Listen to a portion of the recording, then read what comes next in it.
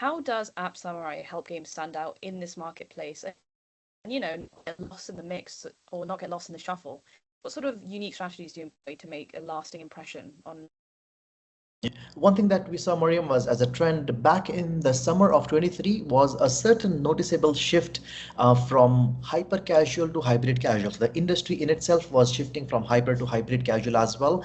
And that's where kind of, App Samurai worked with a lot of these hybrid casual publishing studios, launched our own ebook. The whole idea was as the industry is evolving, the user acquisition channels need to evolve as well. So the basic idea behind the transition was in-app based revenue, ad-based revenue for these hyper-casual games were yielding limited LTVs, but with the rising CPMs and CPIs, the gaming advertisers wanted a way to further monetize the user. Hence, they added more purchase-based elements. Hence, the hybrid casual games are formed as well.